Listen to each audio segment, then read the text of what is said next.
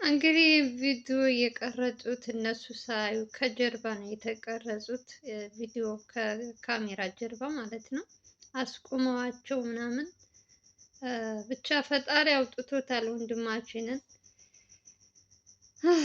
ደግሞ እኮ ገና ከእንትን አልወጡም እኮ ከገጠር ራሱ አልደረሱም። መሀል እንትን ላይ ነው የያዟቸው። ግን ትንሽ ከባድ ነው።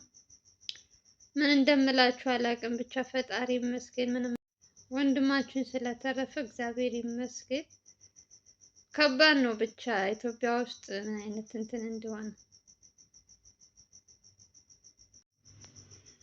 ሰላም ሰላም ሰላም፣ ጤና ይስጥልኝ ውድና የተከበራችሁ ውድ የሆናችሁ የኔ ቤተሰቦች እንዴት ናችሁ? ሰላም ናችሁ? ሰላማችሁ በያላችሁበት የዓለም ዳርቻ ሰላማችሁ ብዙ ትርፍ ይበል። ዛሬ ሰምቼው የመጣሁት ዜና እጅግ በጣም ያዘንኩበት ከምን አላቅም።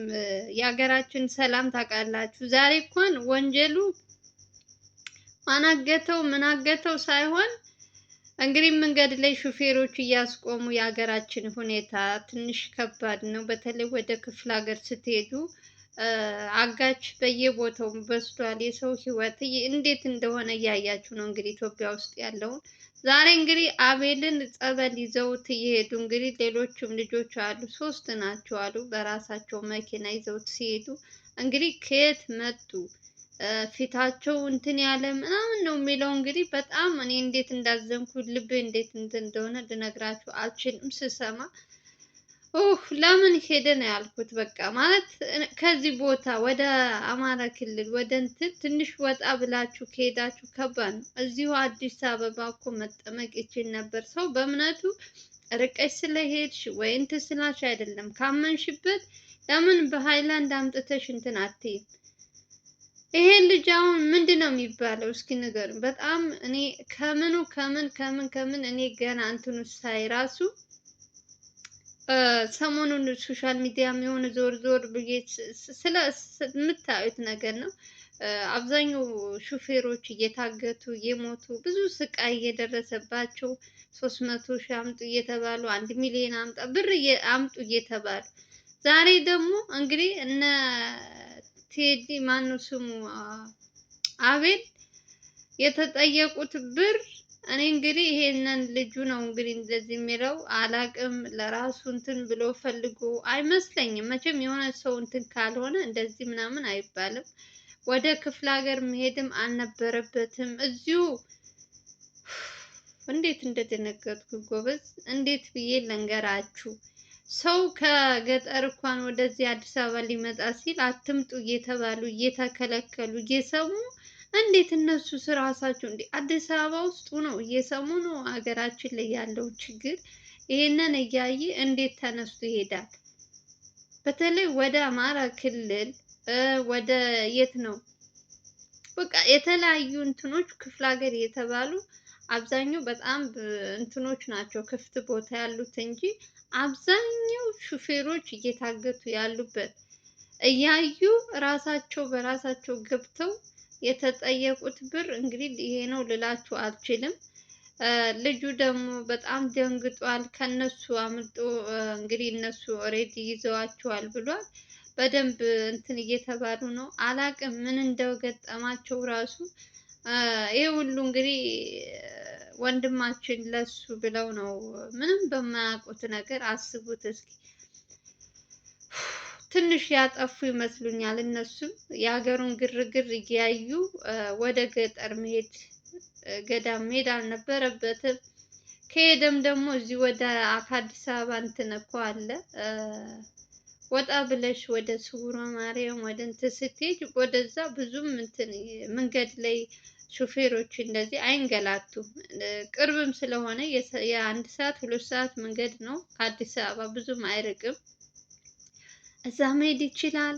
ምን አስሄደው አሁን ወደዛ አሁን እንደው ምን ብላችሁ ከምን እንደሚሉ ይሄ ነገር ሲሰሙ ደግሞ አሁን አብዛኛው ጥላቶች የአቤል የነሱ እንትኖች ደስ ነው የሚላቸው። ምክንያቱም ስንት ጥላት በሞላበት ስንት አሳዳጅ በሞላበት እንትን እነሱ ደግሞ ጊዜያቸውን ጠብቀው እንግዲህ ከየት መጡ የማይባሉ ሰዎች የእንትን ልብስ የሲቪል ልብስ ለብሰው ምናምን ፖሊስ አሁን እንግዲህ ኢትዮጵያ ውስጥ ሁሉም ሰው ነው የእንትን ልብስ እያነሳ የሚለብሰው። የትኛው ትክክለኛ እንትን እንደሆነ አታውቁትም። እና ትንሽ ከባድ ነው። ያም ሰው እያገተ ብር አምጣ ነው፣ አንድ ሰው እንትን ካለም ብር አምጣ ነው። ስለዚህ በብር መማሩ ራሱ እግዚአብሔርን ማመስገን አለባቸው። ምክንያቱም ብዙ የሚሞት ሰው ስላለ እየሰማ ነው እያየ ነው በአይናችን ስለሆነ ስንት ሹፌሮች እንትን እያሉ እያየን ስለሆነ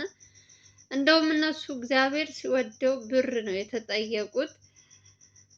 እኔ ከየት አንዳንዴ ሰዎች እኔ ይሄንን ልጅ እንደዚህ ሲነግረኝ እራቱ ውሸት ነው በለኝ፣ ኧረ ምንድን ነው ምናምን ስል እኔ ደግሞ እያጣራው ነበረ በውስጥ የሆነ ስጠይቃቸው ሄደ ወይስ እንዴት ነው እንዴት ተሻለው ወይ ምናምን ትላላችሁ። እንግዲህ ሶሻል ሚዲያ ላይ የምትሰሩ ሰዎች ታውቁታላችሁ። መረጃ ስትሰበስቡ በደንብ አድርጋችሁ ማጣራት አለባችሁ። ነገሩን እንዴት ነው ምናምን።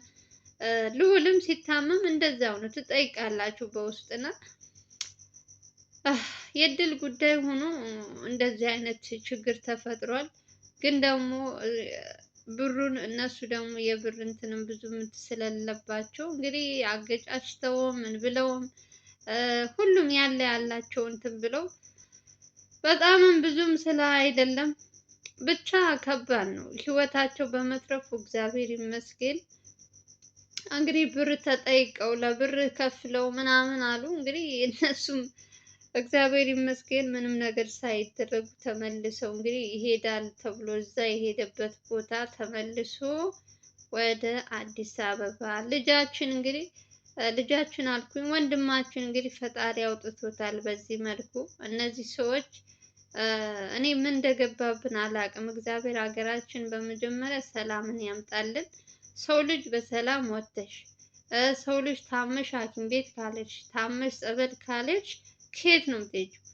በጣም ከባድ ሁኔታ ያለንበት። እኔ በህይወቴ ከተፈጠርኩ እንደው ወደዚህ ምድር ከመጣሁ ይሄ 78 ዓመት ምን አይነት መከራ ምን አይነት ስቃይ እያሳለፉ እንደሆነ ህዝቡ የእነሱን ስቃይ የእነሱን እንትን ስታይ በጣም ታዝኛለሽ። አብዛኛው ውጭ ሀገር ያለ ሰው ምንም ላይ መስለን ይችላል። እኛ ዝም ብለን እናወራለን። ይሄ ቶክቶክ ላይ ኢት በቃ በሶሻል ሚዲያ ላይ የሚመጡትን ውሸት ነው እያልን እኛ እንደ ቀልድ እያሳለፍን ምናምን እናየዋለን። በዛ ቦታ ላይ ሆነው ደግሞ የሚያሳልፉ በጣም ብዙ መከራ ብዙ ስቃይ የሚያሳልፉ ሰዎች ስላሉ ዛሬ ባቤል ደርሷል። እንደውም እነሱ በብር እንትን ብለው ብር አምጡ ተብለው ብር ሰጥተው ህይወታቸውን አትርፈዋል። አስባችሁታል? አውርደው ደግሞ ሲሏቸው የሚገሉም ስላሉ ማለት ነው። እና የሰው ልጅ በህይወት ሰው ሀገርሽ መቼም በዚህ ልክ እንደዚህ እየተሰቃየሽ በመንገድ ስትሄጅ ታግተሽ እንትን ስትይም አረ በመድኃኒዓለም መቼ ነው ግን እንደው ሰላም የሚመጣው ወገን? አባቶች ያለቅሳሉ፣ በዛ ሁሉም በየሃይማኖቱ ያለቅሳል። እንደው ፈጣሪ ይቅር ይበለን። እንደው ምን አይነት እንትን ውስጥ እንደገባንን አላውቅም። ምን አይነት ኃጢአት ቢኖርብን ምን አይነት እንትን ቢኖርብን እንደሆነ ይሄ ሁሉ የሰው ልጅ መሞት መሰቃየት። ሰው እኮ አዲስ አበባ ቁጭ ብሎ በሰላም ኑሮ ተወደደ ብሎ ያማርራል። የኛ ግፍ እኮ ግፍ መሰላችሁ? ኑሮ ተወደደ ብሎ የሚያማርር ሰው ነው ያለው። እንደዚህም በድንገት ወተሽም ሞትም አለ። እግዚአብሔር ይመስገን ብለው መኖር የማይችሉ ከተማ ውስጥ ቁጭ ብለው እነሱን እንትን ለማለት ሳይሆን እግዚአብሔርን ማመስገን ስላለባቸው ነው። በኑሮ ውድነት በምን እያሉ እግዚአብሔርን እንትን ማለት የለባቸውም፣ ማመስገን ያለባቸው። ወጣ ሲሉ ነው እግዚአብሔር ይመስገን የሚሉት። ከተማው ከከተማ ሲወጡ ወደ ገጠር ዘመድን ሲጠይቁ ሲሰቃዩ መንገድ ላይ ቆመው ብዙ ነገሮች ሲያሳልፉ የዛ ሰዓት እግዚአብሔር ይቅር ይበለኝ የሚሉት እና አንዳንዴ እኛ ሀገር ላይ አሁን ውጭ ሀገር ብዙ ጊዜ የትኛውም እንትን ጦርነት የሌለበት ሀገር የለም አለ። ግን የውጭ ሀገር ስታዩ ደግሞ የኢትዮጵያን ስታዩ በጣም ዲፍረንስ አለው። የኛ ሀገር በጣም በዛ፣ ተብዛዛ፣ ረዘመ። እዚህ እኮ የሆነ እንትን ካሉ በዛ ከተባለ ከሶስት ሁለት ወር ከዛ ይበልጥ በቃ የኢትዮጵያን እስኪ እንደው እናንተ አስቡት 8 ዓመት። እኔ እንኳን እዚህ እንትን ሳይ 8 ዓመት 7 ዓመት እንዴት እንደሚከብድ የሰው ልጅ ጥናቱ ግን በስመ አብ መንፈስ ቅዱስ ስራ ስለሆነ አሁን ሹፌሮች አትሂዱ እንደዚህ ነው ቢባሉ በምን ይተዳደሩ?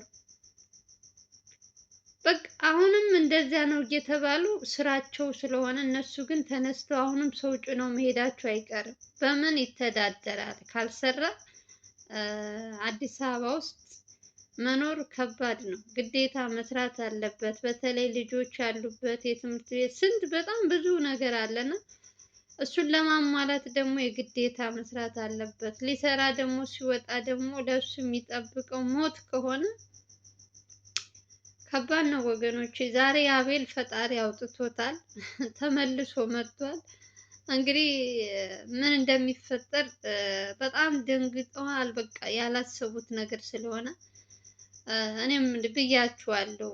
አብዛኛው ቤተሰብ ገና ሊሄድ ሲል ራሱ አብዛኛው ወደ እንትን ይሄድ፣ ወደ ውጭ ይሄድ፣ አብዛኛው እንትን ይሄድ እንደዚህ እያሉ እየተከራከሩ ነበር። እና አንዳንድ ጊዜ ግን በቃ እኔ እንጃ እንደውም እግዚአብሔር ስለሚወደው የእናንተም ጸሎት ይመስለኛል ያተረፈው ዛሬ። የእውነት እሱም መልካም ሰው ነው። ለሰዎች የሚሰራቸው ስራዎች በየጊዜው ሰውን እንዳይጎዳ የሰውን እንባ የማይፈልግ እና ፈጣሪ ይመስገን። እኔ ደስ ብሎኛል የእውነት ብሩ መክፈሉ ምን ስላለ ምንም ነገር አይደለም። የሰው ህይወት በብር አይተመንም። ነገ ጧት ሰርቶ የሚያገኘው ብር ነው። ደግሞ ወንድሞቹ ናቸው አገጫጭተው ሁሉም ያላቸውን የከፈሉለት እና ለብሩ ብዙም መጨነቅ የለበትም።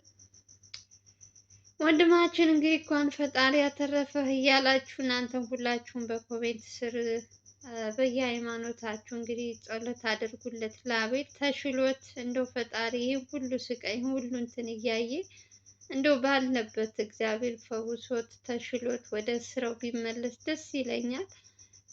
አሁን ላይ ወደ ክፍለ ሀገር ወደ ምን የምትሄዱ ሰዎች ምናልባት ይህን ቪዲዮ የምትሰሙ ካላችሁ ለተወሰነ ጊዜ ባትሄዱ፣ በተለይ ወደ አማራ ክልል ሌላው ሀገር ሰላም ይመስለኛል። ወደዛ ስትወጡ ነው ትንሽ ከባድ። ስለዚህ ራሳችሁን ጠብቁ እህት ወንድሞቼ። ለተወሰነ ጊዜ መሄድም ከእንትን ጉዳይ ካለባችሁም በስልክ አውርታችሁ መጨረስ የምትችሉት ከሆነም ያለዛ ደግሞ ከእናንተ ነፍስ አይበልጥም እና ስራውም መቅረት ይችላል። እናንተ ስትኖሩ ነው ሁሉም ነገር የሚኖረው እና ለራሳችሁ ጥንቃቄ አድርጉ። አንዳንድ ጊዜ ወጥተሽ ሰላም ነው ብለሽ የሰው ልጅ መቼም ብዙ ነገር ያጋጥመዋል። መንገድ ላይ እንቅፋት መቶሽ እኮ ትሞቻለሽ፣ በትንታም ውሃ ትሞቻለሽ። ብዙ ነው የኛ እንትናችን እና ግን ደግሞ ጥንቃቄ ከእግዚአብሔር በታች ደግሞ እኛም ጥንቃቄ ማድረግ አለብን ብዬ ነው የማስበው።